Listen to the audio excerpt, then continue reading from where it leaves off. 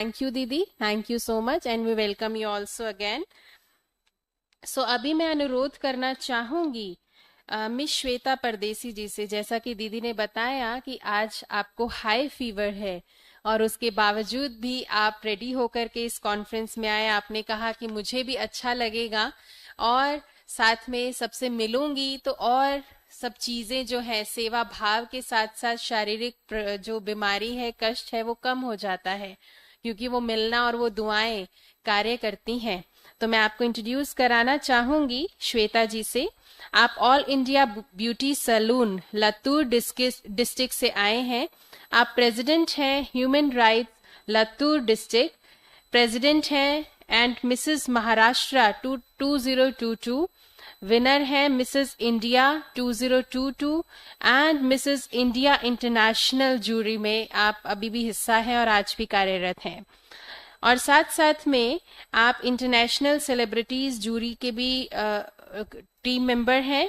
आपको कई सारे अवार्ड्स प्राप्त हुए हैं। Dada Saheb award, USA book of world record में आपका नाम दर्ज है, London book of world record, Bharat Bhushan आपको प्राप्त है, लातूर भूषण आपको प्राप्त है, छत्रपति शिवाजी महाराज महाराष्ट्र रत्न, और साथ साथ में आपको ऐसे कई सारे 175 अगर गिनती करें अवार्ड्स आपको प्राप्त हैं। तो हम श्वेता बहन से अनुरोध करेंगे कि आप अपनी शुभ भावनाएं इस कार्यक्रम के प्रति हम सभी के समक्ष रखें।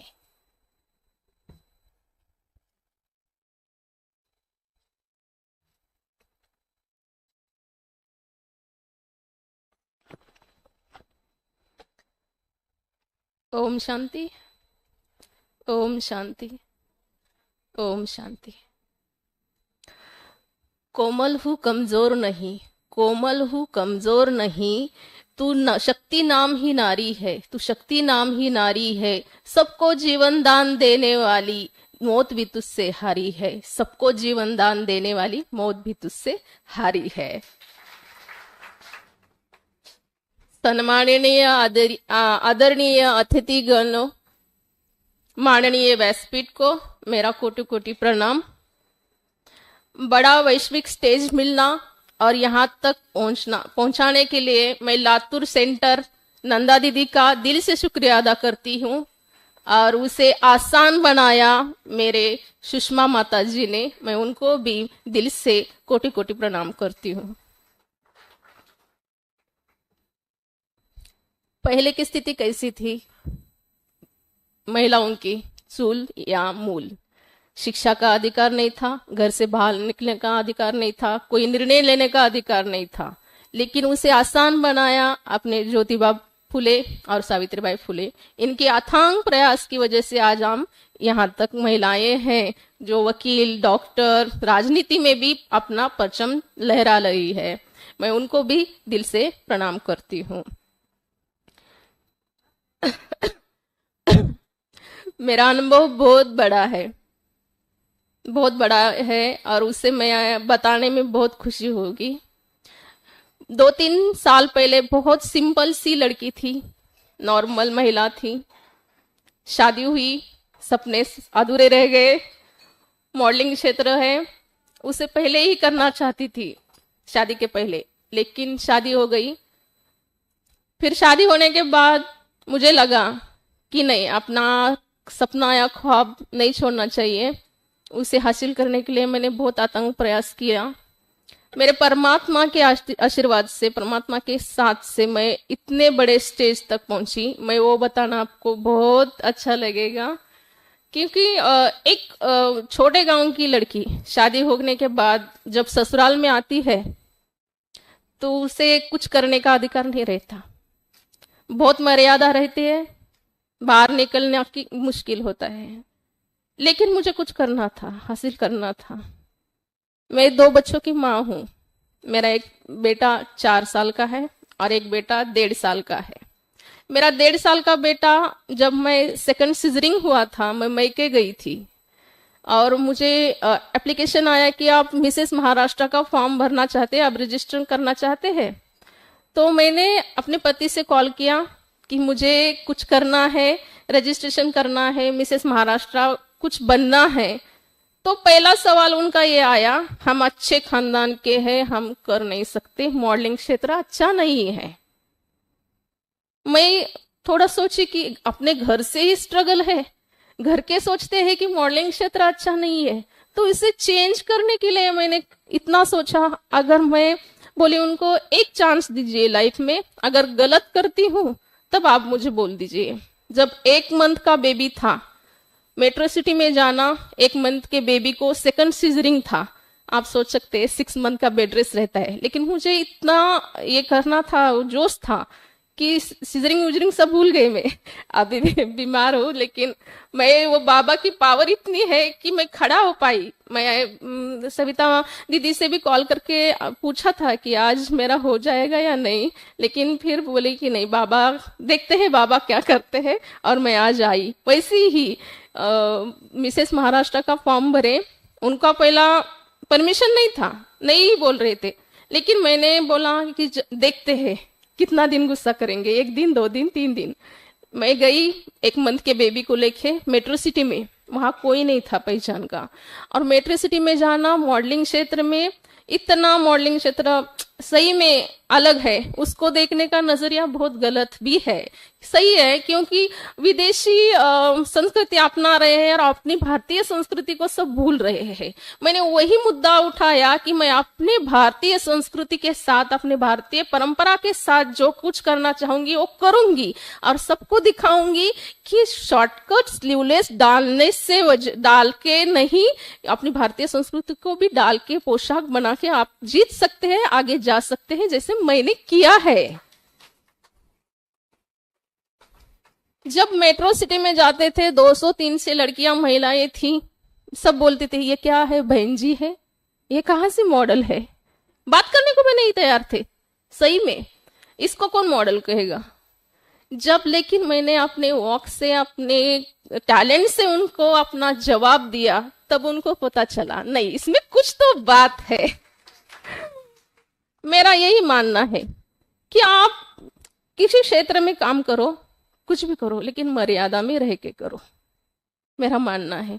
1 महीने का बेबी पेट को बांध के मिसेस महाराष्ट्र बनी, तब सबने पूछा कि आपके साथ कौन आया है, तो सबको मैंने बोला कि 1 मंथ का बेबी है। जब मैं वॉक करती थी वो साइड में सोता था, उसको लेने के लिए कोई नहीं था, लेकिन जब मैं विनर हुई, उसको साथ में लेके वॉक किया, तब मुझ में इतना अच्छा लगा, मैं नहीं बता सकती।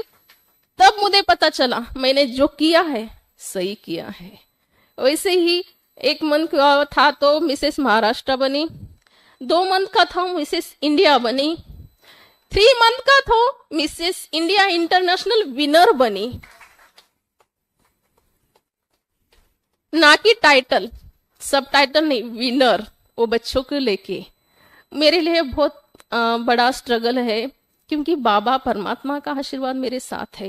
ये असंभव चीज संभव कर दी मेरे परमात्मा ने, ये मैजिक से कम नहीं है। जो स्टेज पे मैं परफॉर्म करती थी, आज वो स्टेज में जज करती हूँ, नेशनल इंटरनेशनल जज जूरी हूं मैं। अभी जब भी मुझे कॉल आता है जजिंग के लिए, मेरा एक ही रूल रहता है, मैं आपके कॉस्ट्यूम नहीं पहनूंगी, मैं अपनी भारतीय साड़ी या परंपरा के साथ आऊंगी। आपको मान्य है, कबूल है तो ओके, नहीं तो नहीं। मुझे ये दिखाना है कि महिलाएं, अभी मेरे घर से ही स्ट्रगल था, अभी सबके घर वाले ऐसे सोचते होंगे ना कि मॉडलिंग क्षेत्र अच्छा नहीं है, आप मत जाओ, वहां शॉर्ट कपड़े डालना पड़ता है, हम अच्छे घर के हैं, नहीं करो वो करो। उनके लिए एक उदाहरण है मैं कि आप जाओ करो, लेकिन अपनी मर्यादा में रह के करो। पूरा ढक के भी आप कर सकते हैं, अंग प्रदर्शन नहीं करे तो भी चलता है, अंग प्रदर्शन से ज्यादा चारित्र का होना बहुत अच्छा है। और मेरा मानना है कि चारित्र का बल इतना बड़ा है कि असंभव को भी संभव कर देता है। आप सोच सकते हैं, आज सब बोलते थे कि ये मॉडल नहीं है, इसको कौन मॉडल कहेगा। आज मैं वही शो जज करती हूँ, ये इतनी बड़ी बात है कि अपने परमात्मा और मेरे संस्कृति की वजह से मैं आज वो स्टेज जज भी करती हूँ, और कितने 7 क्राउन होल्डर हूँ। 6 मंथ में 7 क्राउन जीते हैं। और मेरा अथांग प्रयास देखे मुझे 175 पुरस्कार भी मिले हैं। इतनी बड़ी बात है। तो सबको बोलना चाहती हूँ, आप अपने अपने क्षेत्र में करियर करिए। कौन कहता है कि सब कहते थे कि शादी होने के बाद या बच्चा होने के बाद हम अपना करियर नहीं कर सकते। कर सकते हैं सही तरीके से, साथ में रह के। पहले मेरे मिस्टर का बिल्कुल सपोर्ट नहीं था, और अभी हर शो में हर प्रोग्राम में साथ में रहते हैं। अभी भी आए हैं, मेरी ढाल बन के आते हैं। वो बहुत बड़ा, मेरे लिए बहुत बड़ा चेंज है। माउंट आबू में भी गई थी मैं, आबू, वहां भी स्पीकर, एज ए स्पीकर बोल के, वहां मेरे से ज्यादा मेरे पति में चेंज आया। वो अभी 3 बजे उठते हैं, मेडिटेशन करते हैं, सब करते हैं। मुझे वही इतना अजब लगा कि कभी मानने वाला नहीं। क्या है ओम शांति, क्या है बाबा, ऐसा बोलते थे। लेकिन एक बार मेरे साथ माउंट आबू आए, पूरा चेंज हो गई। 2 महीने में इतना चेंज किया, अभी सब बाबा के नियम वो सब कर रहे हैं। मेरा तो ज्ञान में थोड़ा ध्यान में थी मैं बचपन से, क्योंकि हमारे घर में ही सेंटर था, उमरगा में सेंटर था। तो वहां पे मैं छोटा बचपन में ऐसी जाती जाती मुरली सुनती थी, मैं भी पढ़ती थी मुरली, वो ज्ञान था। उसकी वजह से आज मैं इतने बड़े और वैश्विक स्टेज पे इतना स्पीकर बोल के आती हूँ। वही कहीं तो बाबा की बोले तो मैजिक किंवा कृपा है मेरे पे, और सबसे ज्यादा कृपा मेरे पति पे हुई है। बाबा ने पूरा चेंज कर दिया उनको। और इतना बड़ा बोले तो अनुभव है, मुझे सही में बहुत अच्छा लग रहा है इधर स्पीक। तबीयत बिल्कुल ठीक नहीं है, लेकिन प्रयास कर रही हूँ बात करने की।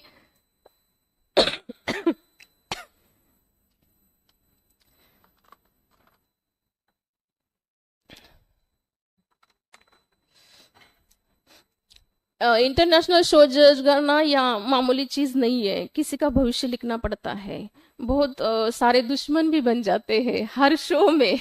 हर प्रोग्राम में 2-4 तो दुश्मन होता है। सबको लगता है मेरा क्यों नंबर नहीं आया, इन्होंने क्यों निकाला नहीं, मैं तो इतना अच्छे करती हूँ। लेकिन बाद में उनको भी पता चलता है कि नहीं।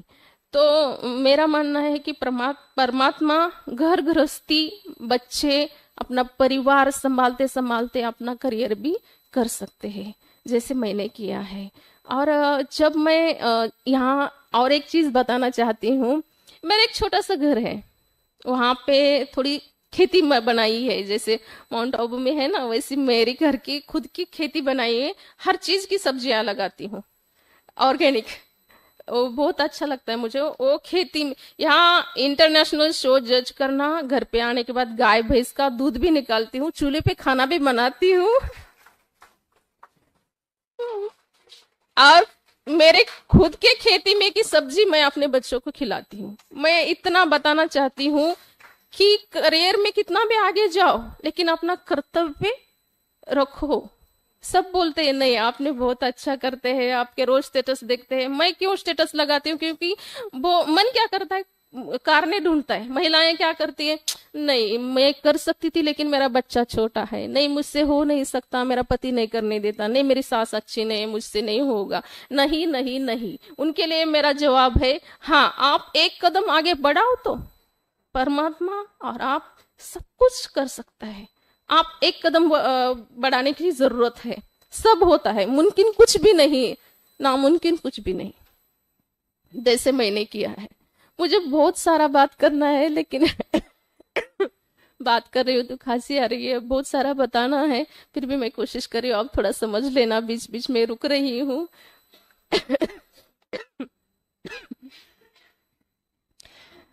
जब दादा साहेब फाड़के मिला, दादा साहेब फाड़के सिने अवार्ड है, वहां पे सब बोल रहे थे इतना बड़ा अवार्ड कैसे मिला। मैं बोली इंटरनेशनल जज करती हूँ, ये छोटी बात नहीं है।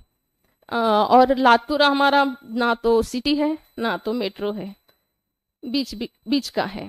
तो हमारे में थोड़ा कल्चर का प्रॉब्लम है कि नहीं आप नहीं कर सकते, मॉडलिंग नहीं कर सकते, कुछ नहीं कर सकते, घर घर परिवार घर में ही रहना।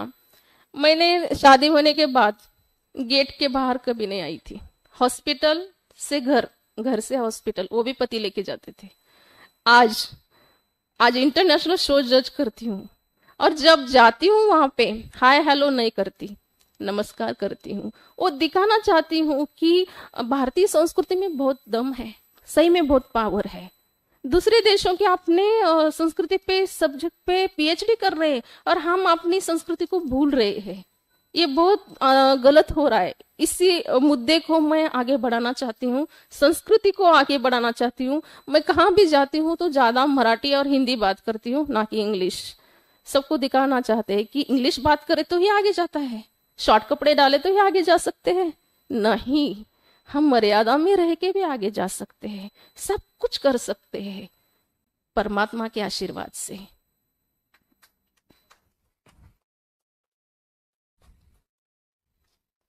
और इतना बड़ा स्टेज पे निमंत्रित करने के लिए मैं चक्रधारी दीदी और सविता दीदी का दिल से शुक्रिया अदा करती हूँ। मुझसे कुछ गलती हुई तो माफ कर देना। मैं ज्यादा बात नहीं कर रही हूँ, बात कर नहीं पा रही हूँ, जितना हो सके संभाल लेना। धन्यवाद। ओम शांति।